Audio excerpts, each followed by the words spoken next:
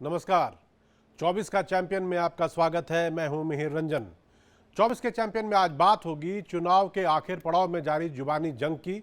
अंतिम चरण के मतदान से पहले सभी पार्टियों ने अपनी अपनी ताकत झोंक रखी है। इसके लिए वो अपनी जुबानी मर्यादा का ख्याल तक कई बार भूल रहे हैं और सियासी जंग जुबानी लड़ाई में तब्दील होती जा रही है।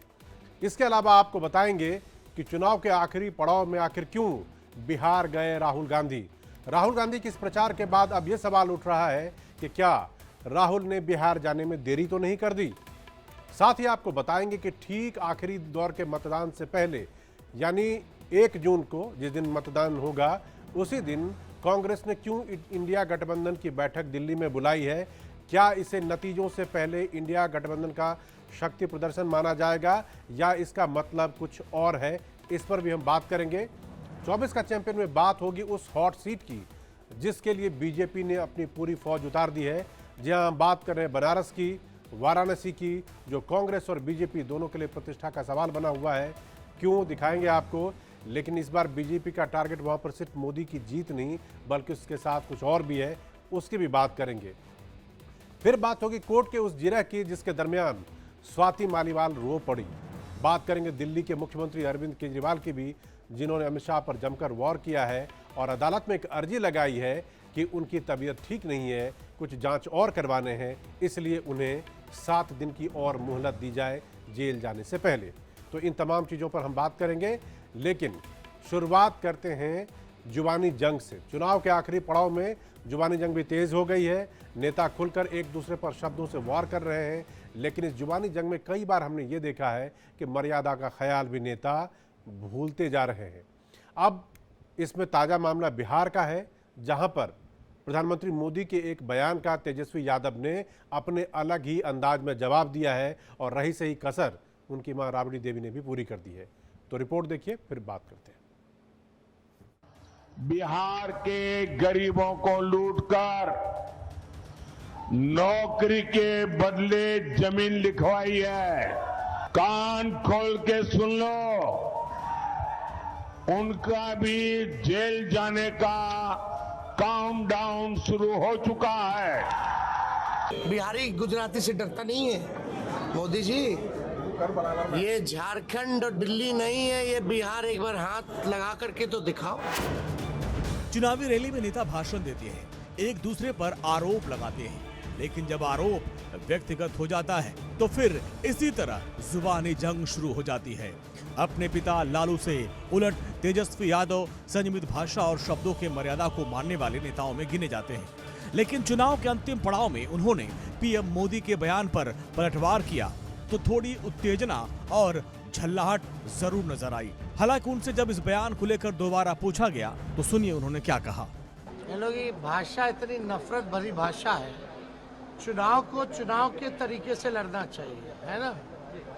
वैसे ही लोग लड़ नहीं रहे। ये हार की भाषा है, बौखलाहटपन है। अब छोड़िए, अब इन पे क्या बोला जाए। बीजेपी तेजस्वी यादव पर लगातार पलटवार कर रही है। बीजेपी का कहना है कि आरजेडी और इंडिया गठबंधन हार रही है और इसलिए उसके नेता ऐसा बयान दे रहे हैं। बिहार में क्या होना, लेकिन यहाँ लालू प्रसाद जी के परिवार जिस तरह शोर मचा रहे हैं उससे यह स्पष्ट झलकता है कि ये सारे लोग भ्रष्टाचारी हैं और भ्रष्टाचारी के सरदार दिल्ली से आ रहे हैं, जिनके नेतृत्व में पूरे देश में भ्रष्टाचार हो रहा है। लालू परिवार पर पूरी बीजेपी हमलावर है। बीजेपी के नेता कह रहे हैं कि लालू परिवार के जो सदस्य चुनाव लड़ रहे हैं पहले वो अपनी सीट तो बचा ले। पहले वो अपनी सीट की चिंता करें, वो लगता है कि ज़्यादा बेहतर होगा। वो पूरे हिंदुस्तान की बात वो लोग करने लगती हैं और वो ऐसे पार्टी की उम्मीदवार है जिसने पिछले लोकसभा के चुनाव में एक सीट भी नहीं जीत पाया। उधर बिहार के पूर्व मुख्यमंत्री लालू यादव की पत्नी राबड़ी देवी ने भी मोर्चा खोल दिया। सुनिए राबड़ी देवी ने क्या कहा। महिला करते हैं और वो क्या करते हैं, तबला बजाते हैं प्रधानमंत्री। इस जुबानी जंग के बीच चुनाव के आखिरी पड़ाव में सभी पार्टियों ने अपनी पूरी ताकत झोंक दी है। बिहार के वोटर्स को लुभाने के लिए व्यक्तिगत हमले भी खूब किए जा रहे हैं। चुनाव पर इन सब का असर कितना पड़ेगा ये तो 4 जून को ही पता चलेगा। Bureau report, India daily live. इस बीच आज कांग्रेस नेता राहुल गांधी ने तेजस्वी यादव के साथ बिहार में जनसभाएं की। अब तक 6 चरणों के चुनाव में राहुल और तेजस्वी साथ साथ लगभग नहीं ही दिखाई दिए, या यूं कहें कि राहुल गांधी इस लोकसभा चुनाव में शायद पहली या दूसरी बार ही बिहार में रैली करने के लिए, बड़ी रैली करने के लिए वो पहुंचे हैं। तो अब ये सवाल उठ रहा है कि क्या राहुल गांधी ने बिहार में रैली करने में, बिहार में प्रचार करने में लेट कर दी? क्यों नहीं तेजस्वी के साथ वो पहले दिखे? तेजस्वी के साथ वो वैसे ही दिखे जैसे कि वीआईपी पार्टी के नेता लगातार हेलीकॉप्टर में दिख रहे थे, तो क्यों नहीं रैलियों में, जनसभाओं में और मंच पर राहुल और तेजस्वी पहले साथ साथ दिखे थे?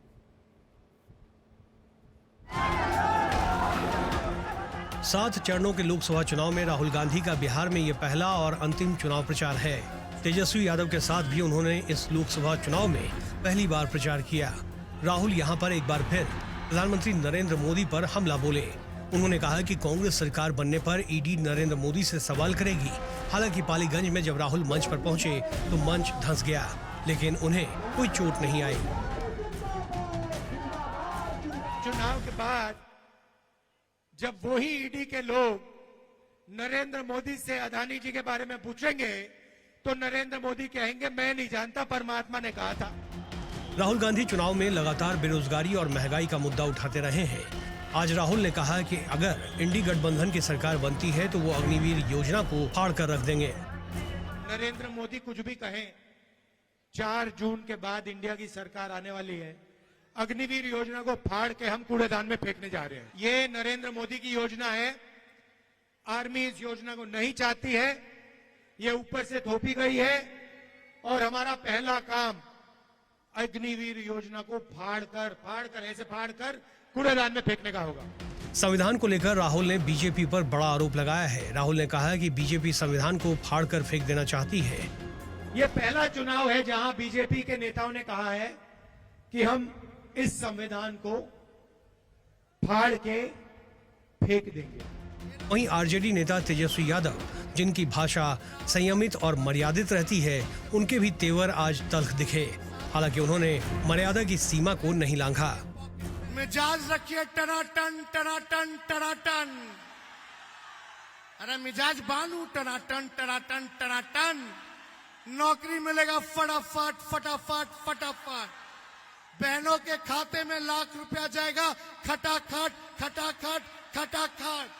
अब बीजेपी हो जाएगा सफा चट सफा चट सफा चट। बिहार में 7वें चरण में 8 सीटों पर चुनाव होने हैं। ऐसे में सभी पार्टियां चाहती है कि इन 8 सीटों पर उनका कब्जा हो। Bureau report, India daily live.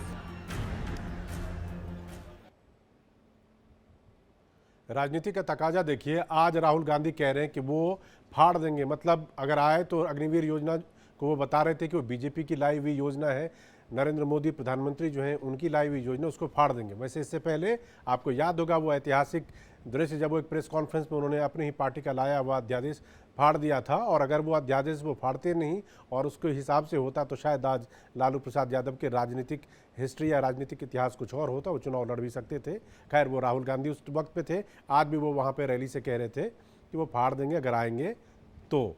ये एक बड़ा सवाल है जिसका जवाब मिलेगा 4 जून को, लेकिन उससे पहले 1 जून को अंतिम चरण का मतदान होगा और उसी दिन इंडिया गठबंधन ने एक बड़ी बैठक बुलाई है, वो बड़ी बैठक करने वाले हैं। इस बैठक में सभी 28 दलों को न्योता भेजा गया है। आपको याद होगा एक बार दिल्ली में पहले भी रैली हुई थी जिसमें सारे घटक दल आए थे, तो वैसे ही कुछ 1 तारीख को 1 जून को करने की उनकी योजना है।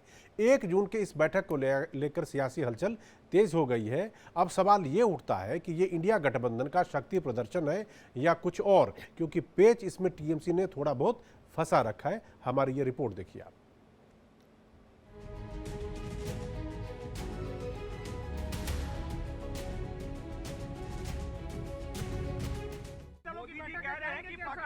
आप बैठक है, बैठक में जाएंगे क्या सर? बैठक, हाँ भाई क्यों नहीं जाएंगे। ये बयान है इंडिया गठबंधन के प्रमुख घटक आरजेडी का।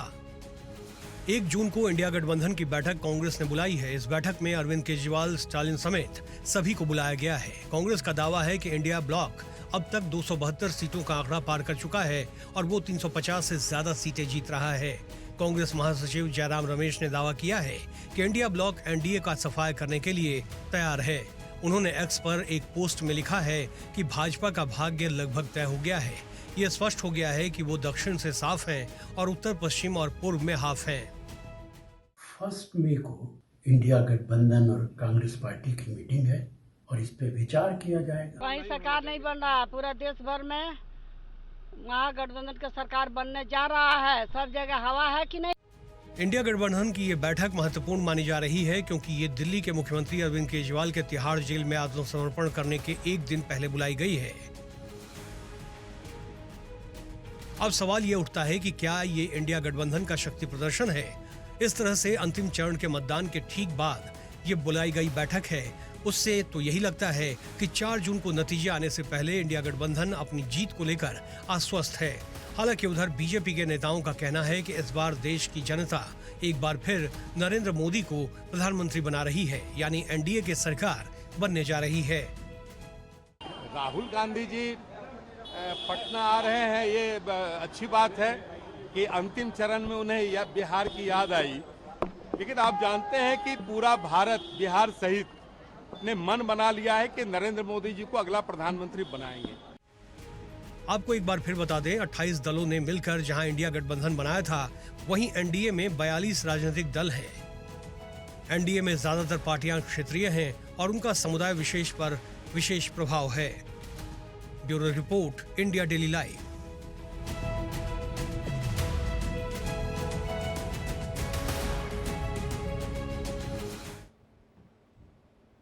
इंडिया गठबंधन को उम्मीद ममता बनर्जी से भी है और ममता बनर्जी ने साफ साफ कह दिया है कि वो 1 तारीख को इस बैठक में शामिल नहीं होंगी उसकी पार्टी। और उन्होंने हवाला दिया है कि वहाँ पे चक्रवात है, प्लस उस दिन चुनाव भी है, तो इसलिए इन दोनों का। लेकिन जो जानकार है, जो राजनीतिक गलियारों को जानते हैं, वो समझते हैं कि ये बहाना असल में ये नहीं, बहाना कुछ और होगा। उन्होंने पहले कहा जरूर कि वो आउटसाइड, बाहर से वो सपोर्ट करेंगी, लेकिन इसके बदले वो कुछ शर्तें चाहती हैं और ये वो शर्तें होंगी जो कि कहीं से भी हो सकता है कि इंडिया गठबंधन को लगे कि ममता उनके साथ बार्गेन कर रही हैं, तो इसलिए शायद उस पर रजामंदी ना हुई हो। शर्तें क्या हैं, कैसी हैं और किस तरह की हैं, हमारे पास जब जानकारी आएगी तो हम आप तक बताते रहेंगे। बढ़ते हैं आगे और बात करते हैं लोकसभा की उस सीट की जिस पर सबकी निगाहें टिकी हुई हैं। बात हो रही है वाराणसी की, जहां से खुद प्रधानमंत्री नरेंद्र मोदी उम्मीदवार हैं। बीजेपी के तमाम छोटे बड़े नेता धीरे धीरे करके वाराणसी में जुटने लगे हैं और पूरे तन मन के साथ वोटरों के बीच बीजेपी नेता पास पसीना बहा रहे हैं, उनका भरोसा जीतने की कोशिश कर रहे हैं। लेकिन बनारस में मुद्दा इस बार ये नहीं है कि नरेंद्र मोदी जीतेंगे या नहीं। लोग मानकर चल रहे हैं कि नरेंद्र मोदी इस बार जीतेंगे ही जीतेंगे। मुद्दा ये है और कोशिश इस बात को लेकर है कि पिछले चुनाव से इस बार मार्जिन बड़ा होना चाहिए और जो जीत का अंतर है वो 5 लाख वोटों से ज़्यादा हो पाएगा या नहीं, 4 तारीख का इंतजार करना होगा।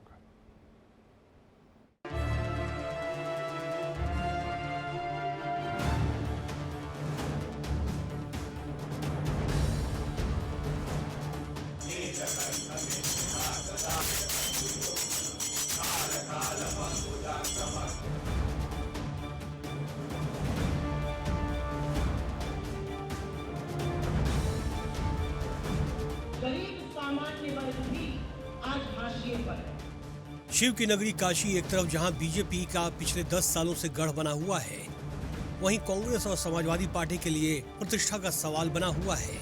बीजेपी के लिए इस सीट पर लड़ाई जीत की नहीं, बल्कि रिकॉर्ड को बरकरार रखने और उससे आगे जाने की है।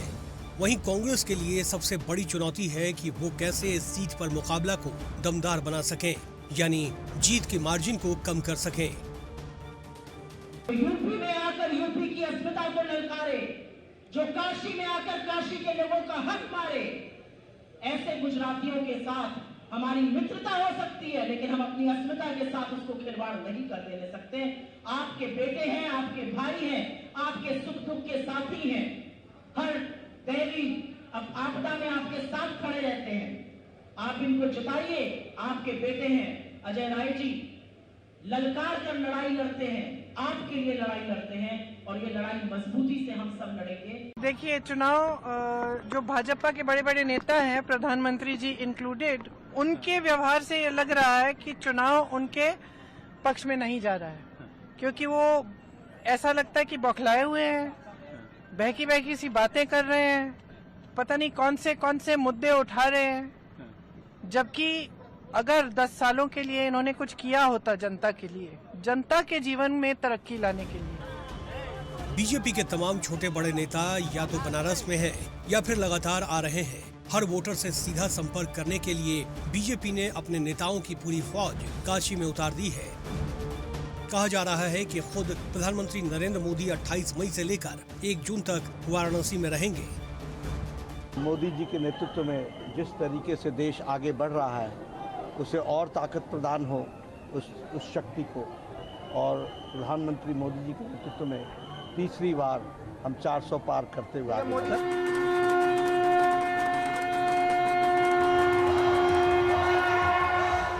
प्रधानमंत्री नरेंद्र मोदी वाराणसी से सांसद हैं। 2014 में वो पहली बार यहां से चुनाव लड़े थे। उनके मुकाबले में दिल्ली के मुख्यमंत्री अरविंद केजरीवाल और कांग्रेस के अजय राय खड़े थे। 2014 में मोदी ने 3,70,000 से अधिक वोटों से जीत हासिल की थी। वहीं 2019 में मोदी के खिलाफ समाजवादी पार्टी से शालिनी यादव और कांग्रेस के अजय राय खड़े हुए थे। मोदी ने करीब 4,80,000 वोट से अपने खिलाफ खड़े उम्मीदवारों को हराया था। इस बार प्रधानमंत्री मोदी का सीधा मुकाबला कांग्रेस के अजय राय से है। बीजेपी चाहती है कि प्रधानमंत्री मोदी इस बार 2019 की जीत का अपना रिकॉर्ड तोड़ दें। प्रधानमंत्री मोदी लगातार वाराणसी के वोटरों से सीधा संपर्क कर रहे हैं। हाल ही में उन्होंने वोटरों के नाम एक चिट्ठी लिखी है, जिसे वोटरों को घर घर पहुंचाने की जिम्मेदारी बीजेपी नेताओं को दी गई है। Bureau report, India daily live. Delhi के मुख्यमंत्री अरविंद केजरीवाल ने आज देश के गृह मंत्री अमित शाह पर वार किया। उन्होंने कहा कि अमित शाह ने पंजाबियों को धमकी दी है और उनका अपमान किया है। गृह मंत्री अमित शाह जी लुधियाना आए थे और फिर धमकी देके चले गए पूरे पंजाब के 3 करोड़ लोगों को कि 4 जून के बाद तुम्हारी जो तुम लोगों ने सरकार चुनी है, पंजाब के लोगों ने, उस सरकार को गिरा देंगे और जिस शख्स को तुम लोगों ने अपना मुख्यमंत्री बनाया है, उस शख्स को मुख्यमंत्री से हटा देंगे। दरअसल गृहमंत्री अमित शाह ने कहा था कि बीजेपी की जीत के बाद भगवंत मान सरकार लंबे समय तक नहीं टिकेगी। पंजाब में इस चुनाव में आप कुछ साथी भेज दीजिए, मैं बताता हूं, ये भगवंत मान की सरकार यहां भाजपा के विजय के बाद लंबा चलने वाली नहीं है, लंबा चलने वाली नहीं है। अमित शाह पर हमला बोलने के बाद अरविंद केजरीवाल ने कहा कि अगर पंजाब को मुफ्त बिजली चाहिए तो वो सभी सीटों पर आम आदमी पार्टी की जीत को सुनिश्चित करें। मैं पंजाब के लोगों को कहना चाहता हूं कि फ्री बिजली चालू रखना चाहते हो तो 13 की 13 सीट आम आदमी पार्टी को दो, नहीं तो ये पता नहीं क्या क्या षड्यंत्र करके क्या क्या कर देंगे। अरविंद केजरीवाल अपने हर चुनावी सभा में पीएम मोदी और अमित शाह पर वार कर रहे हैं। वो बार बार कह रहे हैं कि पीएम बेरोजगारी, महंगाई जैसे मुद्दों पर बात नहीं करते। पंजाब में इस बार चुनाव बड़ा दिलचस्प है। बीजेपी की कोशिश है कि वो अकेले दम पर अपना दमखम दिखाकर बड़ी जीत हासिल करे। Bureau report, India daily live. अब बात दिल्ली में पिछले कुछ दिनों से चल रहे लगातार हो रहे विवाद की। स्वाति मालीवाल आज अदालत में रो पड़ी। हुआ ये कि सीएम हाउस में पिटाई कांड पर कोर्ट में सुनवाई चल रही थी और विभव कुमार की तरफ से वकील ने बोला कुछ ऐसा कि स्वाति के आंसू छलक गए। खैर, कोर्ट से आज की ताज़ा खबर यह है कि विभव कुमार की जमानत याचिका खारिज कर दी गई और उन्हें 28 मई तक, याद करिएगा 28 मई तक न्यायिक हिरासत में भेज दिया गया है। अब वो हाई कोर्ट की तरफ रुख करने वाली है, वहां अपील करेंगे अपनी जमानत के लिए।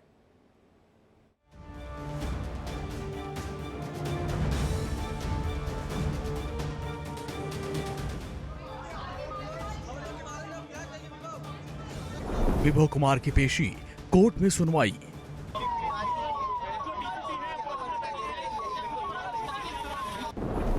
वीडियो देख आए आंसू, रो पड़ी स्वाति मालीवाल।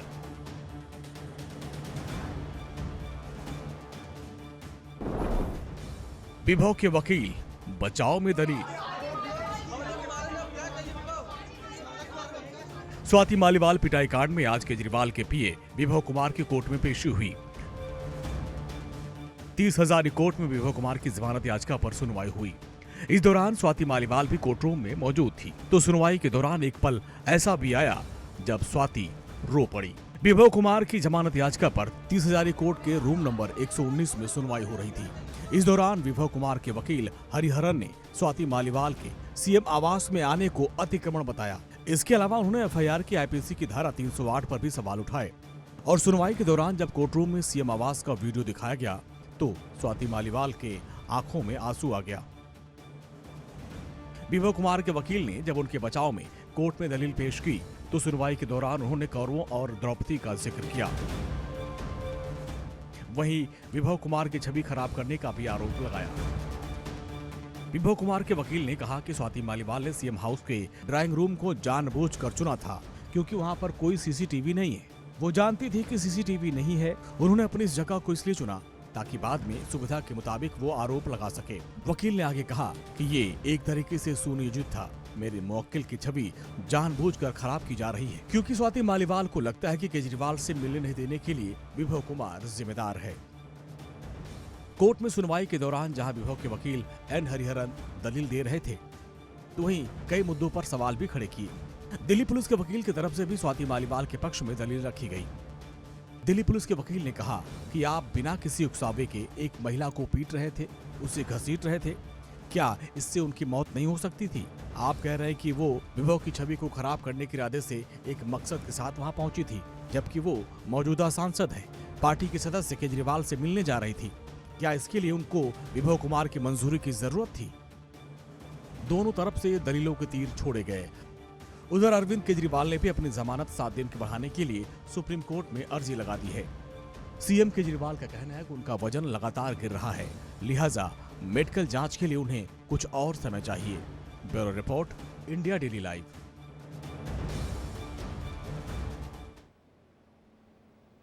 आखिरी चरण में देश के जिन हिस्सों में चुनाव होने वाला है उसमें से एक राज्य पंजाब भी है। वहां की सभी 13 सीटों पर वोट डाले जाएंगे 1 जून को और उससे पहले सभी पार्टियों के नेता वहां पर पहुंचे हुए हैं ताकि वोटरों को लुभाया जाए। कांग्रेस के भी नेता वहां पर थे और कांग्रेस के दिग्गज नेता शशि थरूर से आज वहां पर हमारे संवाददाता अमित भारद्वाज ने बात की। भाजपा कह रही है 400 पार, कांग्रेस और उसके एलाइज क्या कह रहे हैं, कितना पार वो जाएंगे और कैसी जीत लेके आना चाहते हैं। हमारे साथ इस समय कांग्रेस के दिग्गज नेता हैं शशि थरूर। बहुत ईमानदारी की आप बात करते हो और आपको पता भी है कि क्या सिचुएशन है, तो लोग जानना चाहते हैं कि आप कितने पार जानना चाहते हैं। देखिए, मैं तो आंकड़ा देना पसंद नहीं करता हूं, लेकिन जमीनी हकीकत तो जो मैं देखा हूं, मेरे ख्याल में कोई शक नहीं है कि इंडिया गठबंधन बहुत अच्छा परिणाम के साथ आएंगे 4 जून को। और शायद भाजपा के आंकड़े इतने बुरे होंगे कि उनको अपना चेहरा दिखाने का हक नहीं होगा। ये 400 पार दूर की बात है, ये तो मुंगेरी लाल के हसीन सपना है। 300 पार भी नामुमकिन है। 200 पार करेंगे तो अच्छी बात होगी भाजपा को। आज अमित शाह ने एक इंटरव्यू दिया है एक अंग्रेजी अखबार को और उन्होंने कहा है कि 300 से 310 तक हम कंफर्टेबली हैं, माइनस लास्ट फेज, मतलब 5 फेज की बात वो कर रहे हैं। तो आप जैसे हंस रहे हैं, समझ में मैं हंस रहा हूं क्योंकि ये तो हम भी प्रचार करें भाई। अमित शाह अकेले तो थोड़ी प्रचार करें इस देश में।